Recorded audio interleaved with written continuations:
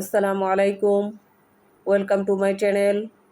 সম্মানিত মুসলিম ভাই বোনেরা, আজ আমি আপনাদের সামনে আলোচনা করব দান করার সুফল বা দানের গুণাগুণ সম্পর্কে আলোচনা করব। তবে তার আগে আপনাদের কাছে একটু অনুরোধ, আপনারা আমার চ্যানেলটি সাবস্ক্রাইব করে রাখবেন এবং ভিডিওটি অন্যদের মাঝে শেয়ার করে দিবেন, যাতে আপনাদের পাড়া প্রতিবেশী আত্মীয় স্বজন ভাই বন্ধুরা ভিডিওটি দেখতে পায় এবং দেখে কিছুটা হলেও উপকৃত হতে পারে। এটি এটি ইসলামিক ভিডিও, এতে একটি লাইক দিয়ে দিবেন। দান হচ্ছে আল্লাহর সন্তুষ্টি লাভের একটা উত্তম পথ।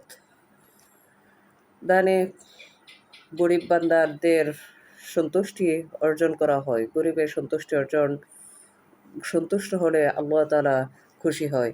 দান মানুষের সম্পর্কে মধুরতা সৃষ্টি করে, দরিদ্রের অন্তরে আশা ভরসা আনয়ন করে, দরিদ্র ব্যক্তিদের অন্তরে আশা ভরসা আনয়ন করে। দান কৃপণতা রূপ দূর করে এবং সমাজে সুন্দর একটা স্থিরতা আনয়ন করে। কিন্তু সব দানে এরকম সুফল লাভ হয় না। আজকে আমরা দান করার সুফল সম্পর্কে আলোচনা করব।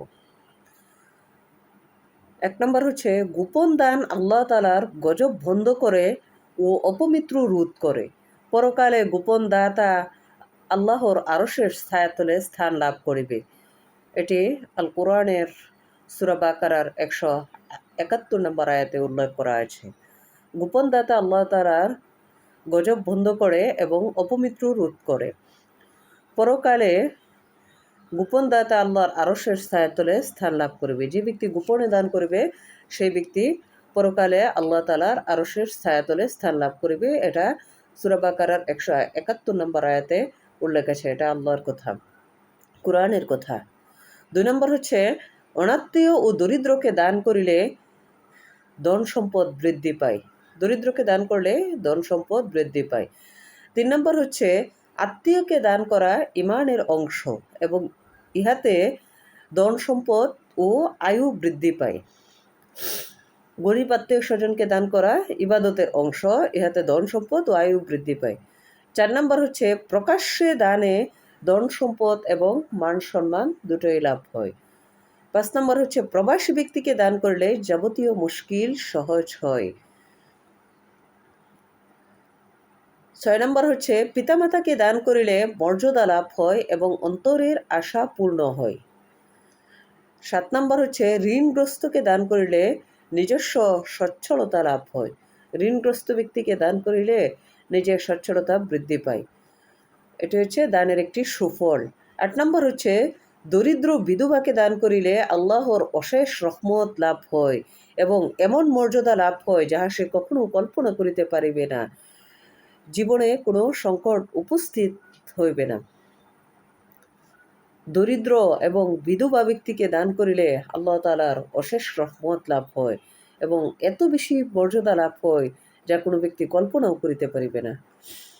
এবং সেই ব্যক্তির জীবনে, দানকারীর জীবনে কোনো সংকট উপস্থিত হইবে না। ৯ নম্বর হচ্ছে যে মহিলা লজ্জাবশত দান প্রার্থী হয় না, তাহাকে দান করিলে দাতার বিপদ রক্ষা হয়। দাতার বিপদ উদ্ধার হয়। যে ব্যক্তি দান করিবে সেই ব্যক্তির বিপদ উদ্ধার হইবে এবং ইহা কি জন্য হইবে? সেই যে দান গ্রহণ করিবে, যে মহিলা লজ্জাবশত দান প্রার্থী হয় নাই, সেই মহিলার লজ্জা রক্ষা করার ফলে দাতার বিপদ উদ্ধার হইবে। ১০ নম্বর হচ্ছে দ্বীনি বিদ্যা বা শিক্ষার্থীকে দান করা অতি উত্তম। গরিব শিক্ষার্থীকে দান করা অতি উত্তম। ইহকাল ও পরকালে বিশেষ মঙ্গল লাভ হয় এতে। ১১ নম্বর হচ্ছে সর্বোৎকৃষ্ট দান হচ্ছে গরিব আত্মীয় বা এতিমকে দান করা। সবচেয়ে ভালো দান হচ্ছে কি গরিব আত্মীয়দেরকে দান করা এবং এতিমকে দান করা সবচেয়ে ভালো দান। দানের এত সুফল, আল্লাহ তাআলা সবাইকে কিছু না কিছু দান করার তৌফিক দান করুক। বিশেষ করে যারা এতিম, অসহায় এবং দ্বীনি শিক্ষার্থী, মাদ্রাসা মক্তবে লেখাপড়া করে, তারা কিতাব বা বই বই পুস্তক কিনে টাকা পয়সা নেয়, তাদেরকে দান করে আল্লাহ তাআলা অনেক খুশি হয় এবং সেই দানের ফলে ইহপরকালে বিশেষ মঙ্গল লাভ হয়। আসসালামু আলাইকুম ওয়া রাহমাতুল্লাহ।